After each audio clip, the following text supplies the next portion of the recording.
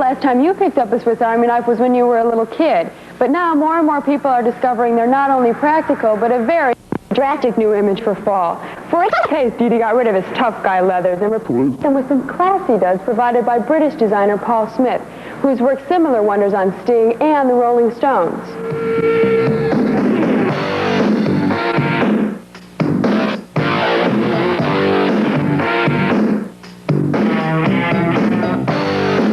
I think the main thing is to just try and make them just completely different, because it's the most fun. So these guys have sent you along to sort of see whether we can get you a new look, right? Yes. It's a big job. Do you like to have a lot of freedom and like to move around a lot? I'd like to get into a suit. Really? Yeah. That's great. I have a passion for white shirts.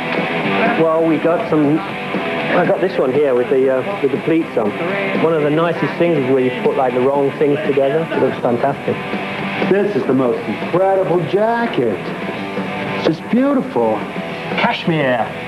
You know, if you just wear one of these vests, somebody's going to strike up a conversation. Yeah. You'll definitely get lucky with one of these things. There's no question about it. I feel very successful right now. I love silver. Yeah. I went through my gold stage.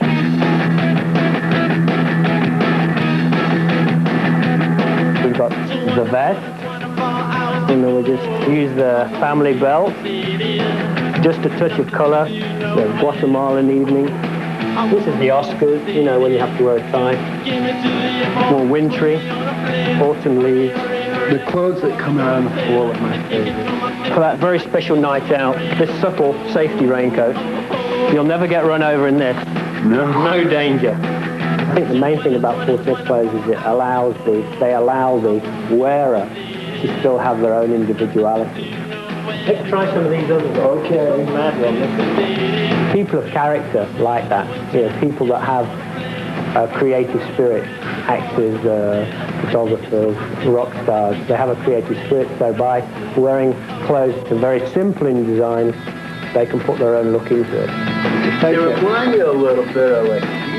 That's exactly what they are. It's there, whatever you want. The straight banker and the city guy, you know, the Wall Street guy can shop, or the 16-year-old kid who wants a pair of jeans to shop, or Dee Dee Ramone to shop.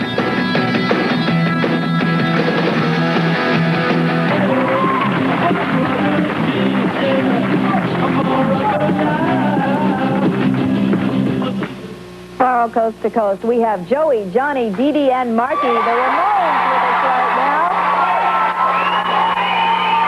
And they have their people with them, too, I'll tell you that.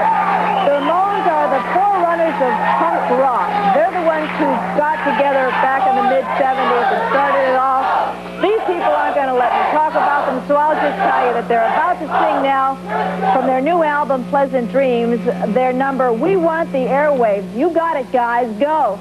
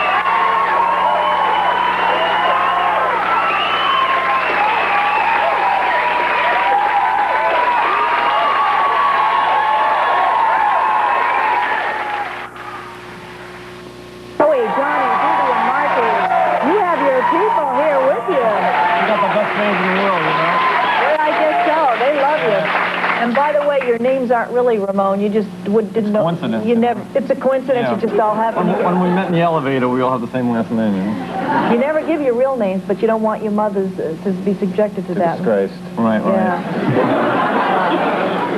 How did you? My mother just left the country, you know. How did you get together, you guys? We started like summer of 1974, and we grew up together, lived in the same block, we were friends.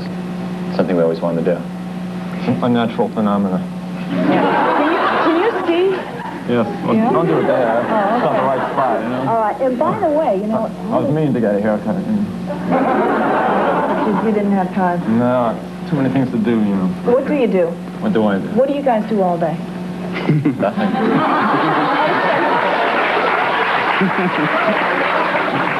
That was a great You know, number we that feel you did. cheated that Tommy in here. Thanks a lot. We don't appreciate, you know, not that, you know, We want to argue with personal, them. You know, right. What do you want to argue with him about? Anything. Huh? Okay, well, I'll argue with you about something. I loved your number, but I couldn't understand a word you said. Do you people understand? We don't sing words, just sounds.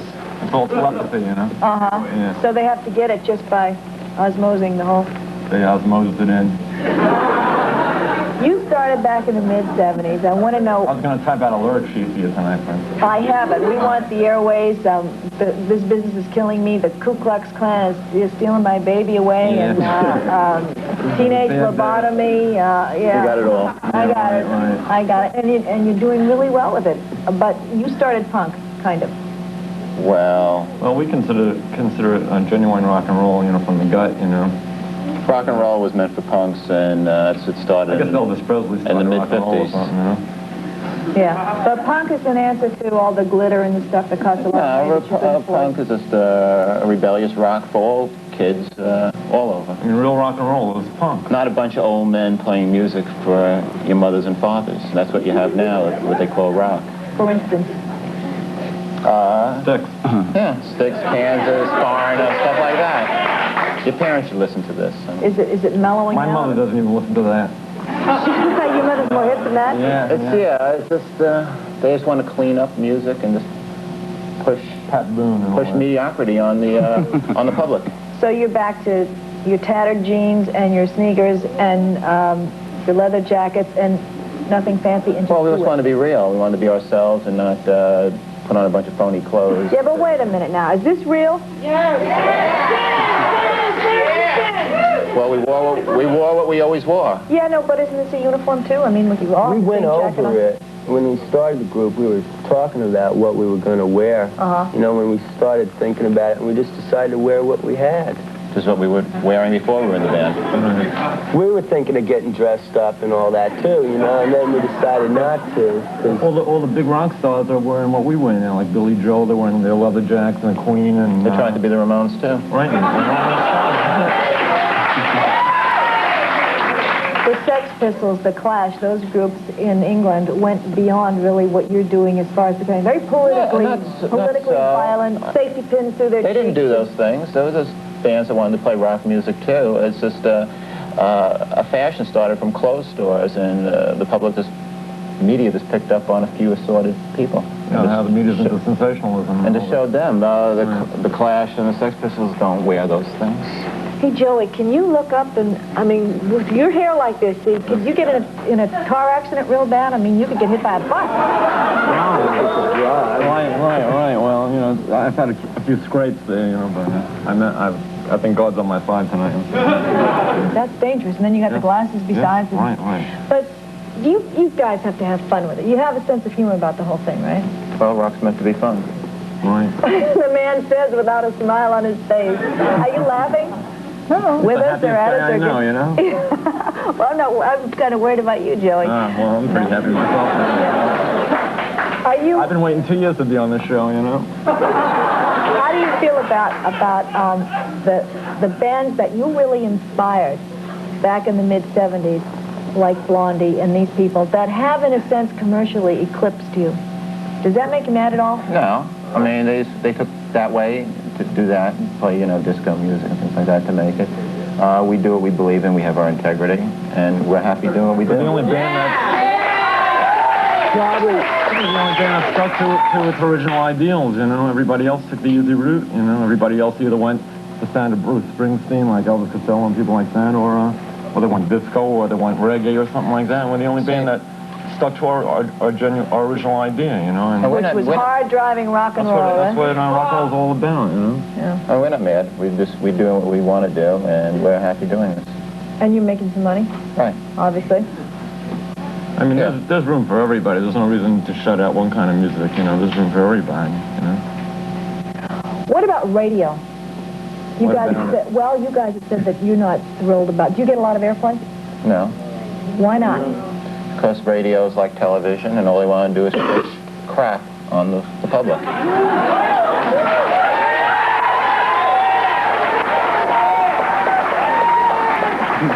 Not this show. This show is one of the better shows on television. I'm talking about... I mean, I'd say something bad about this show, too, but I just feel that way. I mean, I'm just talking about situation comedies and things like that. If that's what you right. Yeah. I'm talking about situation comedies. But what about radio? That must make you mad because you really, you really thrive. I mean, you survive on airplay, don't you? You need that to sell your records. So. Yeah. Well, it helps. radio just turned into a big business. It's you know, pushing mediocrity and just like it's just all they care about is money now. Like take the '60s. It was definitely the most innovative time in the history of rock and roll and radio, where they play everything, and they look for new things to play. And the DJs were the hit people, and they turned us onto the Beatles and various people like that. I mean, nowadays, you know, the DJs could care less. It's just a salary, and it's just radio's totally sterile. You know, it's they play their hit list. and homogenous. You don't really need it, though. Really? We haven't had it, and we're getting along just fine without it. And kids, just because there is no radio doesn't mean that kids have to be stuck with mediocrity and not thinking. They just have to discover things on their own, whether it's us or anyone else, you know. Do you write all your own stuff? Yeah, well, we've done a few covers by some other people, too. Mm-hmm. But mostly we write our own songs. Phil Spector did one of your albums. Yeah, he produced one. Yeah. What have you got in the future? Well, our new album just came out, Pleasant Dreams, and came out a month ago.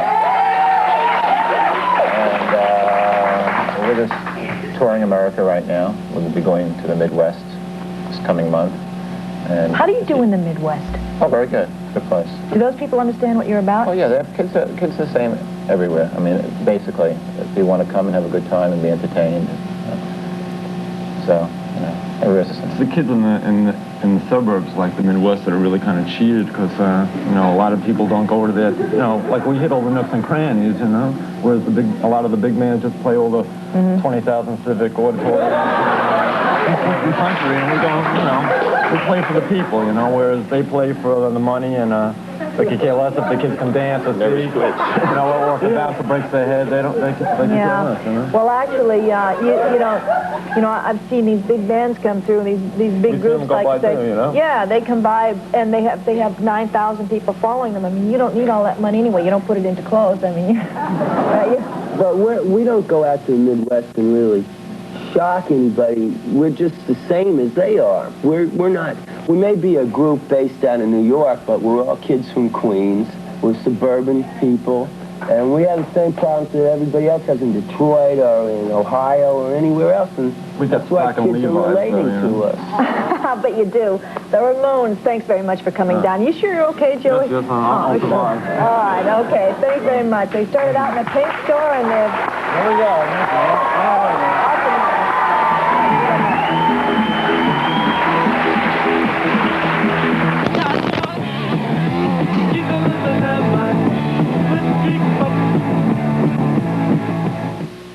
We are about to go nuts if we don't give them the Ramones. So, if I want to be sedated and the KKK took my baby away, the Ramones. What you think that?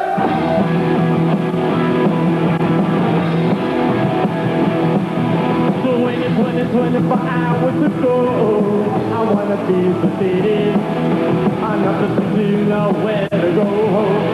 I want to be sedated. Just get me to the airport, buddy, on a plane. Hurry, hurry, hurry, before I go to sleep. I take it from my fingers, take it from my brain. I will not.